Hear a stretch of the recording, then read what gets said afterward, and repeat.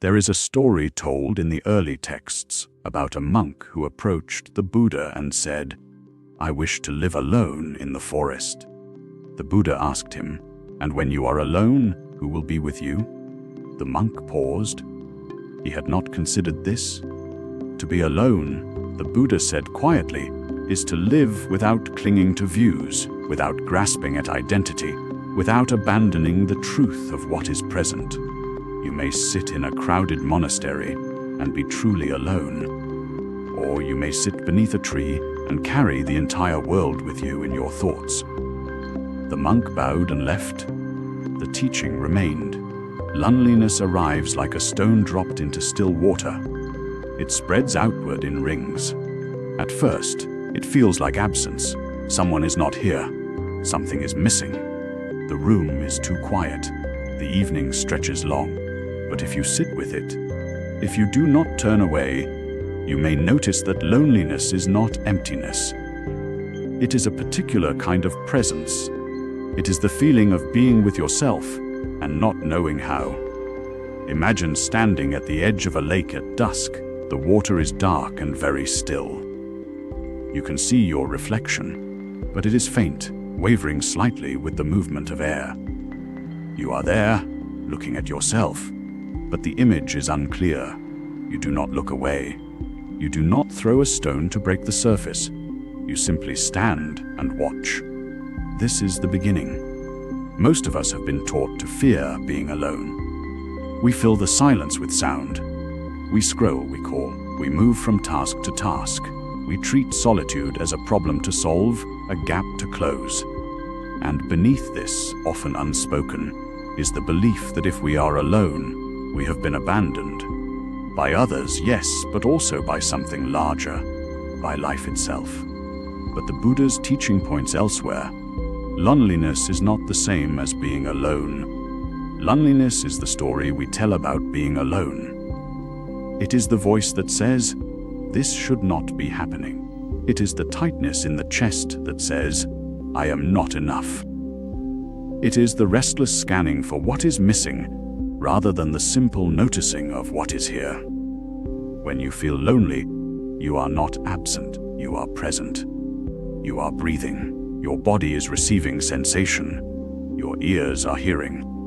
The loneliness itself is proof that you are alive, that you are capable of feeling, that something in you is reaching. The question is not how to make the loneliness go away. The question is whether you can be with yourself while it is here. Return to the image of the lake. You are standing at the edge, the water is still. You see your reflection, unclear but undeniable. What happens if you do not turn away? What happens if you let yourself be seen, even by yourself, even in the dim light? This is not about fixing anything. It is about learning to stay. The teaching of non-self anatta is often misunderstood. It does not mean you do not exist. It means you are not a fixed, separate thing. You are a process. You are breath moving, sensations arising, thoughts forming and dissolving. When you feel lonely, you are meeting the edge of this truth. You are feeling the absence of something solid to hold on to. And that absence, that openness, can feel terrifying. It can feel like abandonment. But it is not abandonment. It is space. Space for what is actually here. The coolness of air on your skin. The weight of your body in the chair. The sound of your own breath, steady and close. The quiet hum of the room. These are not distractions from loneliness. They are the texture of this moment. They are what it means to be alive, alone, and not abandoned. The Buddha did not teach escape. He taught clear seeing. He taught that suffering comes from clinging, from the desperate need for things to be other than they are. And loneliness, in its most painful form, is clinging to the idea that you should not be alone, that someone or something should be filling this space, that you are incomplete without it.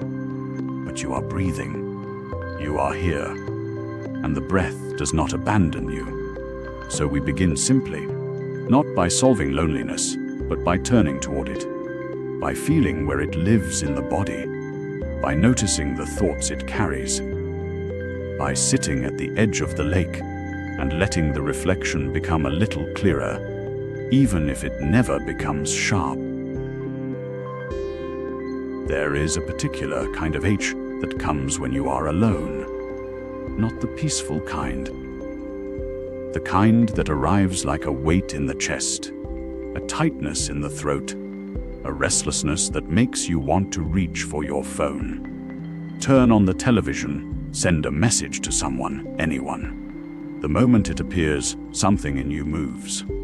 Not toward it, away from it. This is the first thing to notice. Not the loneliness itself, but the speed with which you turn away. When the Buddha taught about suffering, he did not say that pain is the problem. Pain arrives. It is part of being alive.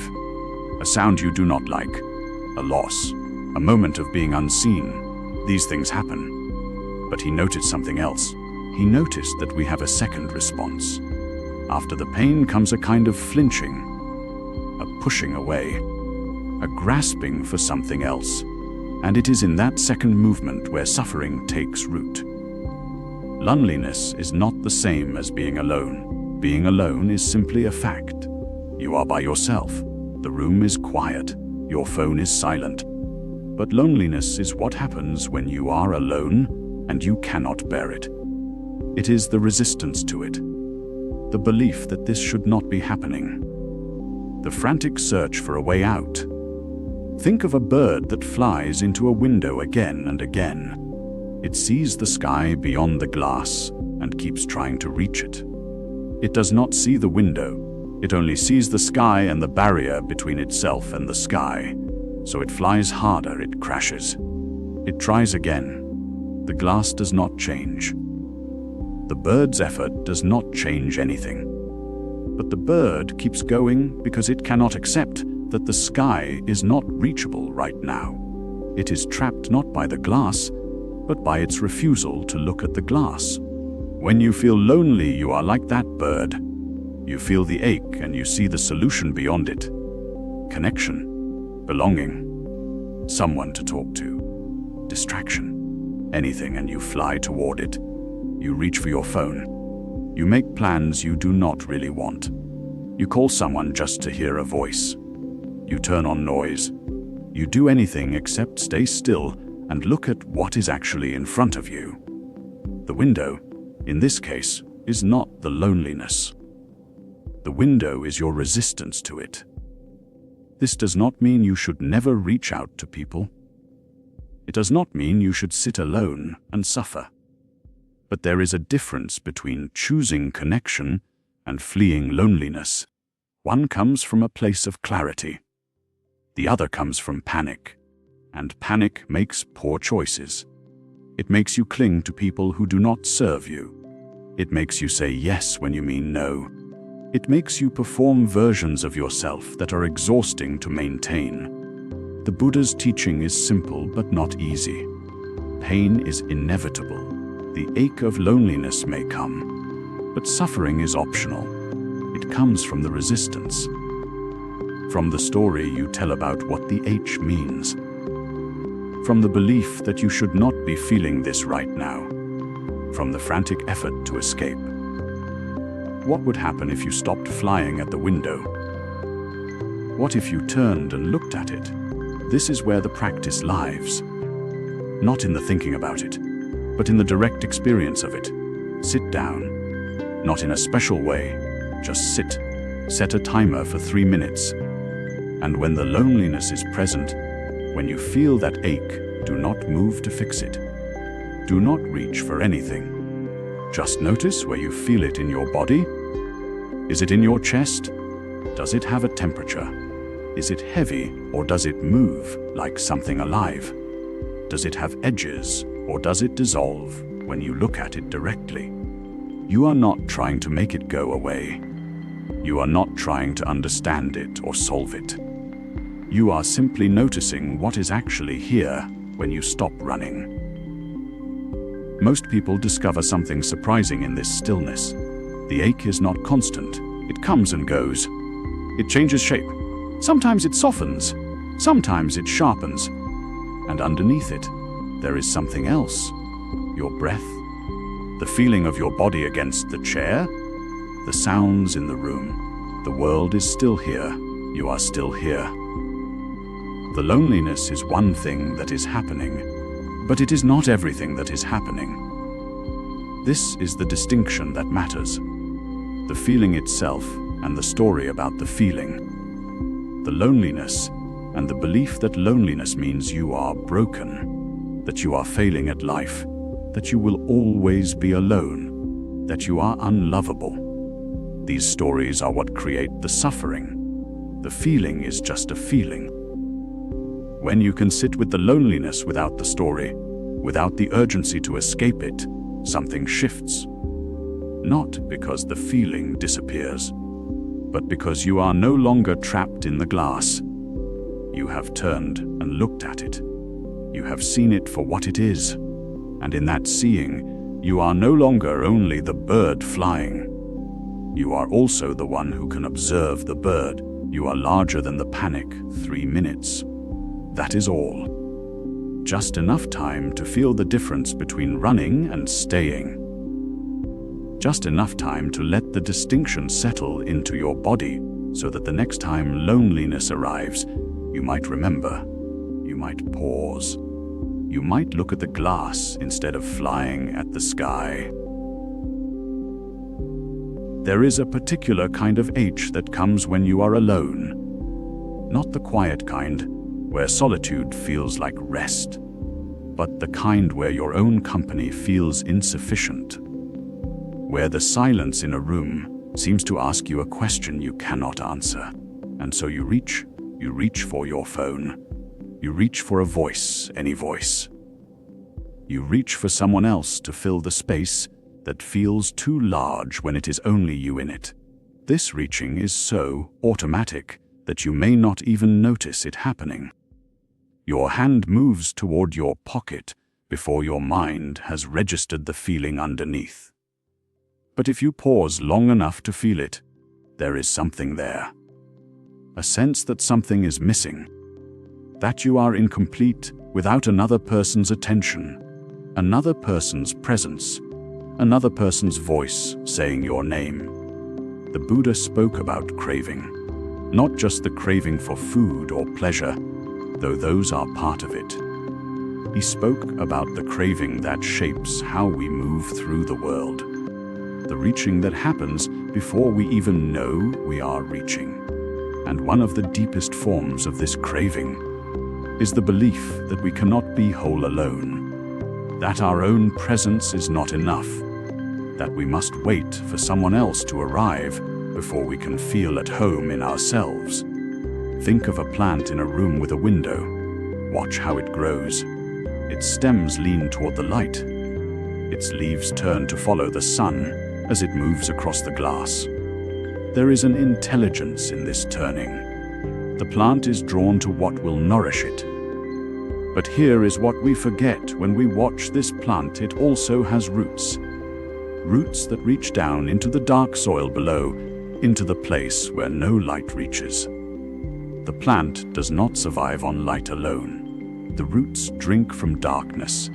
They draw minerals and water from the earth that the plant never sees. And yet, when we look at a plant that has turned too far toward the window, we see one that has become thin, stretched. The roots have weakened because the plant forgot to draw from the place beneath.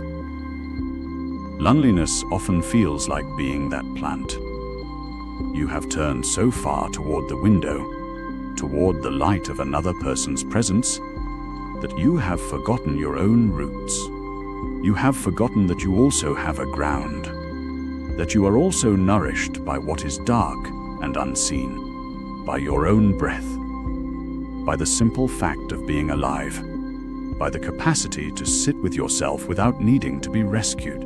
But here is where the confusion deepens. We think the solution is to stop reaching, to become independent, to convince ourselves that we do not need anyone. This is a different kind of turning away, but it is still a turning away.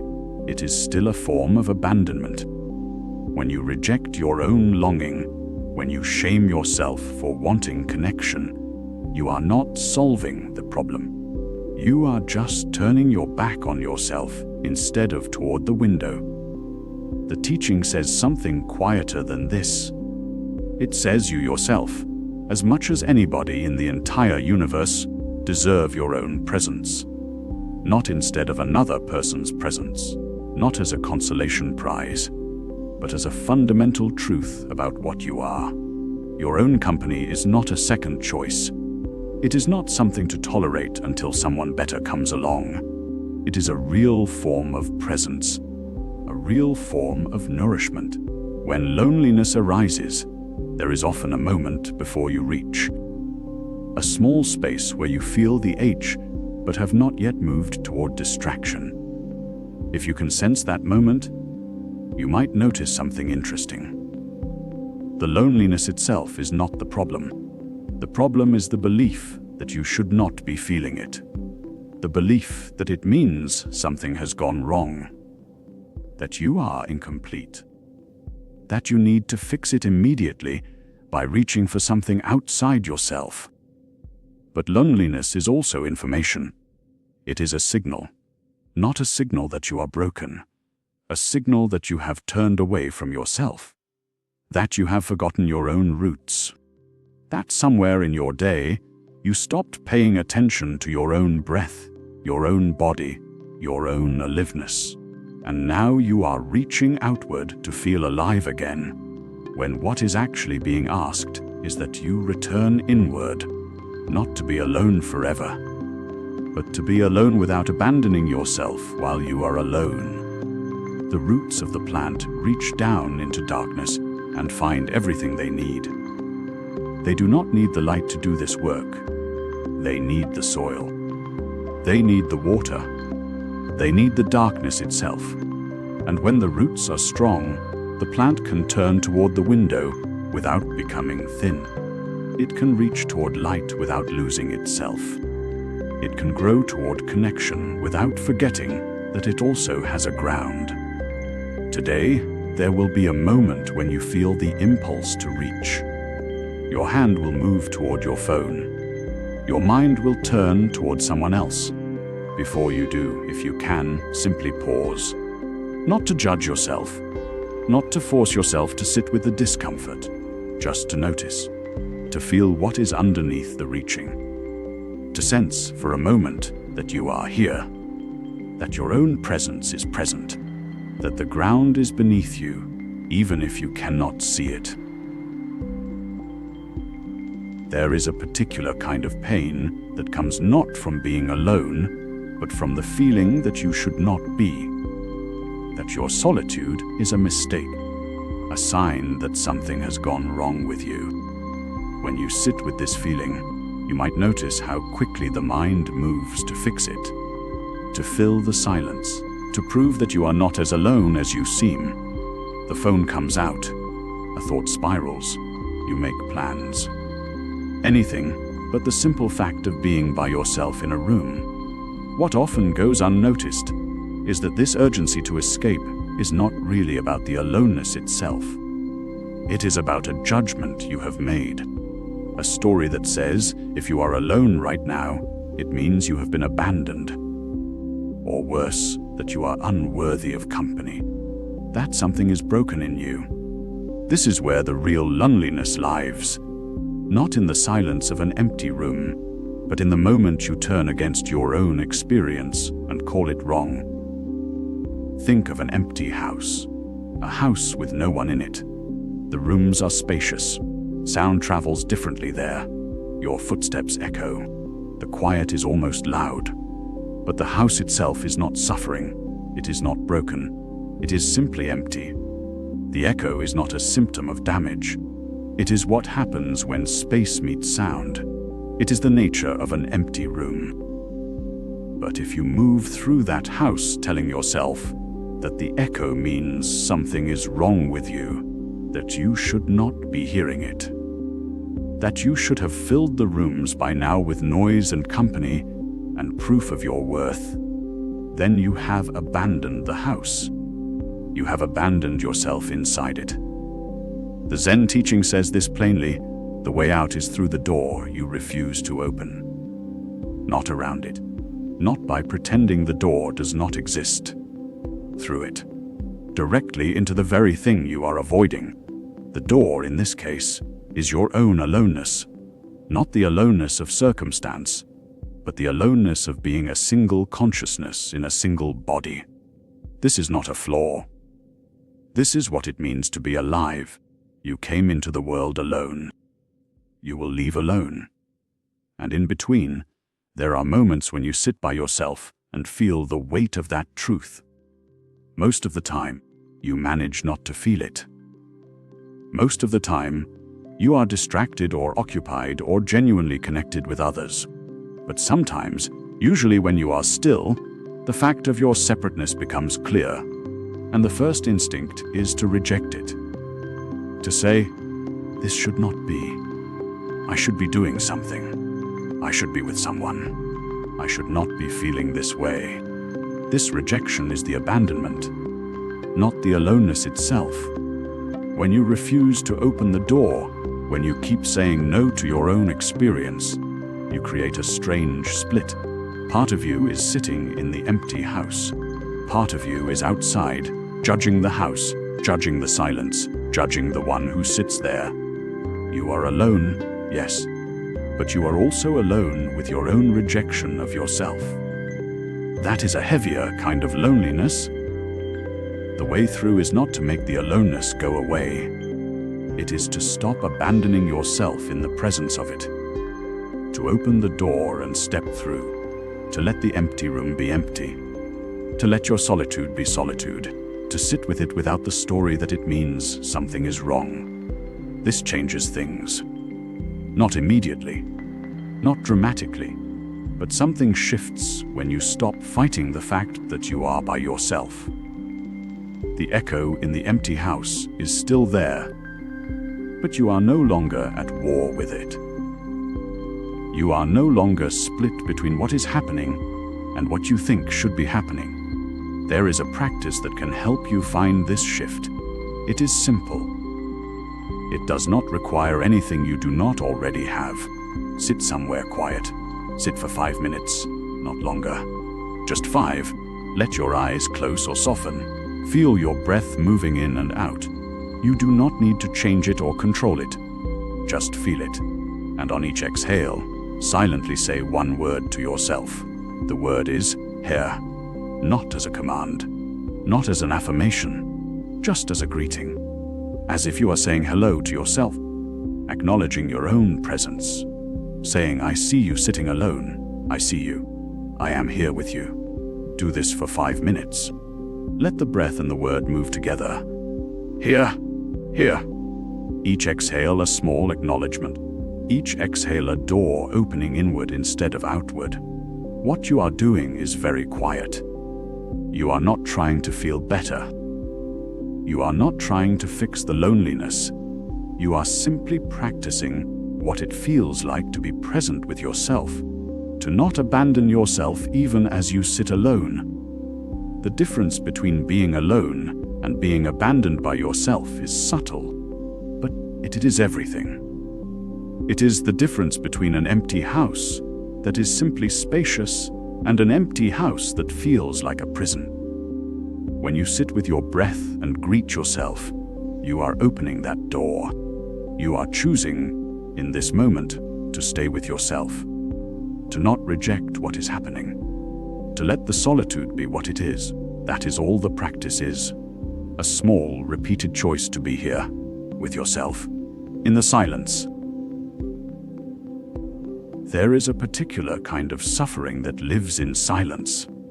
Not the silence itself, but what we do when silence arrives. We reach for our phone. We turn on music or a podcast. We find a task, any task, something to fill the space between one moment and the next. And if we pause long enough to notice this reaching, we might feel something underneath it. A small ache. A sense that quiet means we are alone, and alone means something has gone wrong. This is different from loneliness that comes from actual separation. This is the loneliness we create by refusing to be with ourselves. We treat silence as evidence of abandonment, as if the absence of noise or company or stimulation proves that we are not enough. So we fill it. We must fill it. The quiet becomes unbearable not because it is empty, but because we believe emptiness is a kind of failure. But there is another way to understand what silence actually is. In the Buddhist tradition, particularly in the teachings that emerged in Mahayana Buddhism, there is a word that points to this emptiness. It does not mean nothingness or void. It means the absence of a fixed, unchanging self. It means space, open space, the kind of space where anything can arise. A thought, a breath, a memory, a sensation, a moment of peace. Emptiness is not absence, it is potential. Think of a song. Not the notes themselves, but the pause between them. That silence is not a mistake in the music. It is not a gap where something is missing. The pause is part of the song. It gives shape to the notes. It lets them ring out and fade. Without the silence between them, there would be no music at all, only noise. The silence does the work of making the song possible. It is not empty of purpose. It is full of it in a way that is quiet and invisible. When we sit in silence and feel the urge to fill it, we are resisting this. We are saying that the pause is wrong, that we should be doing something, being something, becoming something. That stillness is a kind of failure. But what if the silence is doing exactly what it needs to do? What if it is creating the space for something to arise that cannot arise when we are always in motion? This is not about forcing yourself to enjoy silence or to find it peaceful. That would be another form of grasping, another way of trying to make the moment into something it is not. It is simpler than that. It is about noticing what happens when you stop running from the quiet, when you let it be there without immediately trying to fix it, or improve it, or turn it into something productive. Many of us have learned that our worth comes from what we do, from our productivity, our usefulness, our ability to be engaged and busy and moving forward. Silence, then, feels dangerous. It feels like a place where our value disappears. If we are not doing anything, are we still here? The answer is yes. You are still here. Your breath is still moving. Your heart is still beating. Your awareness is still present. These things do not require a task. They do not require noise or company or constant stimulation. And yet the reaching happens. The urge to fill the space is real. It is not a personal failing. It is a pattern that has been reinforced again and again. But patterns can shift. Not through force, but through gentle, repeated exposure to something different. Through allowing yourself to sit with the discomfort for a moment and see what is actually there beneath the urge to fill it. What arises in silence is not always peace. Sometimes it is restlessness. Sometimes it is sadness. Sometimes it is just the ordinary sensation of being alive, which is neither good nor bad, just present. The invitation is to notice these things without immediately turning away, to let them be there, to see that they do not destroy you, that you can be alone and still be whole. This is where a simple practice becomes useful, not as a task to accomplish, but as a way of gently turning toward what you have been turning away from. Find 10 minutes where you can sit or lie down without a phone, without music, without something to do. Let the silence be there. You do not need to meditate or focus or do anything special. Just notice what arises. A thought, an itch, a feeling, a sound from outside. Whatever comes, let it come. Do not name it good or bad. Do not try to change it. Do not try to make the silence into something it is not. What you might discover is that the silence does not destroy you. That being alone does not mean being abandoned. That the pause between the notes is not a mistake, but part of the music. That you can rest here, in this space, without needing it to become something else. That emptiness is not absence, but the ground where everything arises, including you. There is a particular kind of loneliness that has nothing to do with being alone in a room. It happens when you are surrounded by people, or when you are by yourself, and you feel like a guest in your own life. A guest who is tolerated but not welcomed. Someone you have to manage, keep quiet, make excuses for. This loneliness lives in the space between you and yourself. Most of us learn early that we are too much or not enough. Too loud, too sensitive, too slow to understand, too quick to speak. And so we develop a habit of treating ourselves the way we imagine others see us. We become strangers to ourselves. Distant, obligated. We show up to our own lives the way you might show up to a dinner party where you don't quite belong, making yourself small, waiting to be dismissed. The Buddha taught something that sounds simple, but cuts very deep. He said that hatred never ceases by hatred, but by love alone. This is an eternal law. Most people hear this and think it is about forgiving others. But the teaching is just as true when you turn it inward.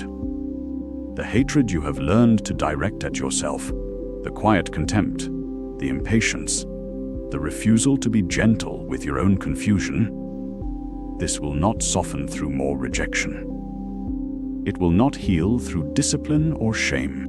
It only softens through a kind of love that feels almost impossible at first. Love here does not mean feeling warm or happy. It means presence. It means staying. It means not abandoning yourself even when you feel unworthy of company. Think of a gardener who tends a piece of soil through a long season. The gardener does not wait for flowers to appear before watering. The gardener does not say, "I will care for this earth only when it proves itself beautiful." The gardener waters the soil when it is bare, when nothing is visible, when there is no reward, no sign that anything will grow. The gardener waters because the soil itself matters, because the act of tending is its own form of love. This is what it means to be alone without abandoning yourself. Not to feel good about being alone, not to convince yourself that solitude is enlightened, but to show up for yourself the way that gardener shows up for the earth. To tend to your own presence even when you feel barren, even when you cannot see what will come. Most of us have learned the opposite. We have learned that we are worth attention only when we are producing something, or pleasing someone, or achieving a state we can be proud of. When we are simply here, quiet, ordinary, struggling, we treat ourselves as if we are wasting time. We become impatient with our own breath. We resent our own sadness. We turn away from ourselves the moment things get difficult. And this turning away is the real abandonment. Not loneliness, not solitude, but the moment you decide that your own presence is not enough. The teaching about hatred ceasing only through love points to something very specific. When you hate yourself, you create a split. There is the part of you that judges, and the part that is judged. The part that demands and the part that fails. These two are always in conflict. They exhaust each other, and the loneliness you feel is the exhaustion of living as two enemies in one body. Love does not mean these parts stop existing. It means they stop fighting. It means the part of you that has learned to be critical, to be watchful, to protect you through judgment. That part can rest. It can put down its work. Because you have decided to be here. Not because you deserve it. Not because you have earned it. But because you are here, and that is reason enough. The gardener does not love the soil, because the soil is perfect. The gardener loves the soil because tending it is what the gardener does. Because showing up is what love is. There is a practice that can help you feel this shift. It is very small. It requires nothing but your own hand and your own willingness to whisper to yourself. Place one hand on your chest. Feel your heart beneath your ribs. Feel the warmth of your own body. And say silently, as if you were speaking to a child who is frightened and alone, "I am here with you." Say it 3 times, not as a command, not as a promise that everything will be okay, just as a fact, a presence, a staying, "I am here with you." The first time you do this, it may feel strange, false, like you are pretending. That is all right. You are learning a language you have not spoken to yourself in a long time. The second time, something may shift slightly. The third time, you may feel a small softening in your chest, a quieting of the internal argument, a sense that you are no longer alone in the room with yourself. This is not healing all at once. This is the beginning of tending. This is the gardener picking up the watering can on a day when nothing is growing yet. This is you deciding that your own presence matters, not because you have proven anything, but because you are here. And slowly, over time, the soil begins to change, not because you demanded it, but because you stayed. There is a particular kind of quiet that comes when you sit alone in a room and notice the weight of it. Not the silence itself, but the feeling of being separate. The sense that everyone else is somewhere else, doing something that matters, and you are here, untouched by that current. This is loneliness, and it arrives with a story. The story says you are missing something. You are missing connection. You are missing presence. You are missing the thing that would make this aloneness bearable. But before we go further into that story, there is something to notice. Right now, in this moment, there is awareness. You are aware that you are alone. You are aware of the feeling in your chest, the texture of it. You are aware of the thought that loneliness is a problem. This awareness is here. It is noticing everything. And here is what gets forgotten. This awareness was not born when you were born. It was not given to you by another person. It does not depend on anyone else being present. Before you took your first breath, awareness existed. The capacity to know, to sense, to be present to what is. This was already here. And after you die, it will remain. Not your personal awareness, perhaps, but the quality of knowing itself, the openness that allows anything to be perceived at all. You are never separate from this. This is not a comforting idea to cling to. It is something to notice directly. When loneliness is present, there is still this. When the room feels empty, there is still this. The awareness that knows the emptiness is not itself empty. It is not lonely. It simply knows what is here.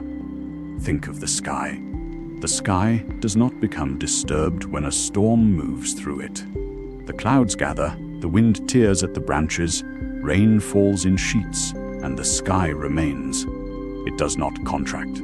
It does not try to push the storm away or hold onto the clearing that comes after. The storm is held in the sky. The clearing is held in the sky. Neither one changes the fundamental nature of what the sky is. You are like this. Not in some metaphorical sense. In the actual, direct sense of your experience right now. The loneliness moves through you like weather. It is real. It has texture and weight. But it is not what you are. What you are is the space in which it moves.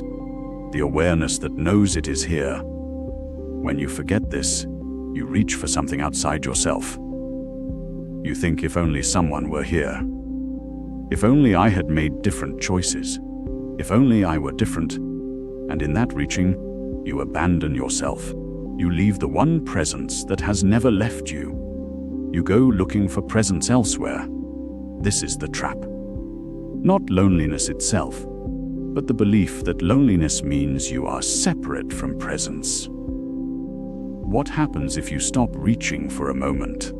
Not as a practice or a technique, but simply as an experiment. What if you sat quietly, right now, and let yourself be alone, not trying to fix it, not trying to feel better, just noticing what is actually here when you stop resisting? There is the breath. It comes and goes without your permission. It does not need anyone else to happen.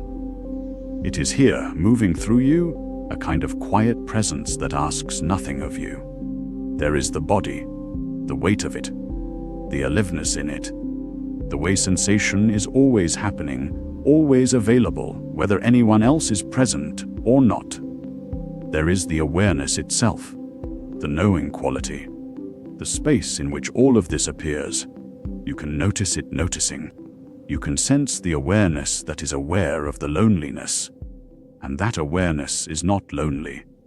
It is not separate. It is not waiting for anything. This is not a path to happiness. It is not a path to feeling less alone. It is a path to seeing that the loneliness you feel is being held in something that is not lonely. That something is what you are. When you sit with this, something shifts. Not because you have done anything right. Not because you have achieved something, but because you have stopped abandoning yourself. You have stopped looking for presence outside and noticed the presence that is already here, already noticing, already aware. The loneliness does not disappear. It may still be there, but it is no longer the whole story. It is weather moving through a sky that was never touched by it. You are not alone in your aloneness.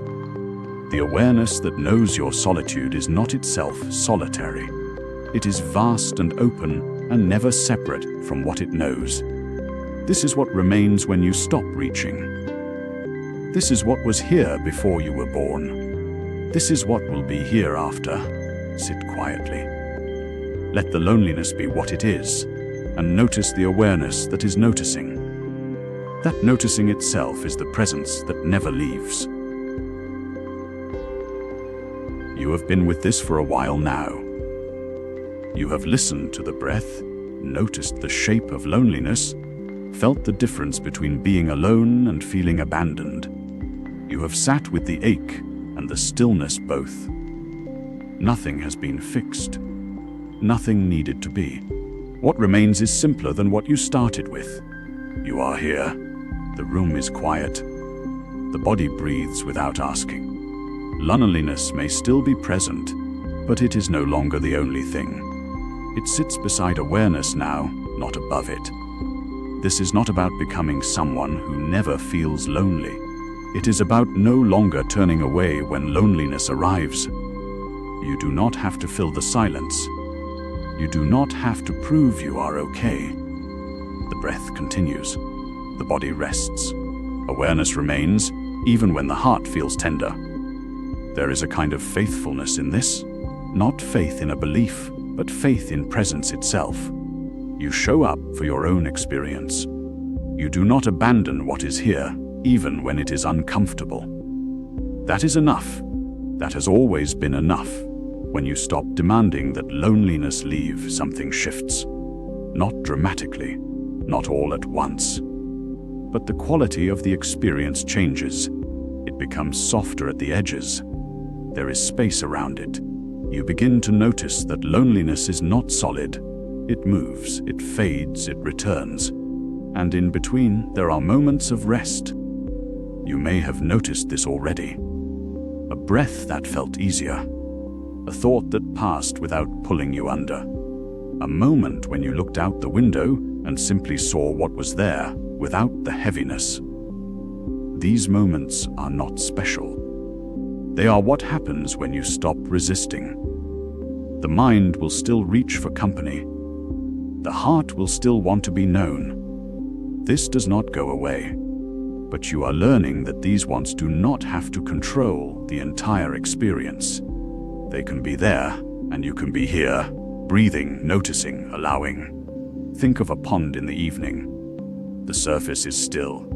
If you throw a stone, ripples spread outward. They move across the water, touching the edges, and then they fade. The pond does not hold onto the disturbance. It does not refuse the stone. It simply receives what comes and returns to stillness. You are like this. Loneliness is like the stone. It touches the surface. Ripples move through you.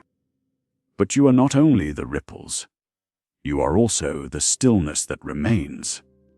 You are the water that holds everything without being destroyed by it. This is not a metaphor you need to think about. It is something you can feel. Right now, if you let your attention settle, you can sense the part of you that is not disturbed. It is underneath the thoughts. It is deeper than the loneliness.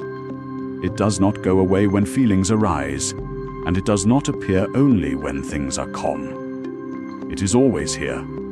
You do not need to name it. You do not need to make it into something. Just notice that it is present. Notice that even in loneliness, there is something that is not lonely. Even in solitude, there is something that is not separate. The breath moves in and out. The body sits or lies down. The mind thinks its thoughts. And beneath all of it, there is this quiet awareness, like water that holds everything without effort. You have not failed if loneliness returns tomorrow. You have not lost anything if the ache comes back. This is not about winning. It is about being willing to stay, to breathe, to notice, to let the ripples move through without believing they are the whole truth. When you are ready, you can let this settle. You do not need to hold on to anything said here.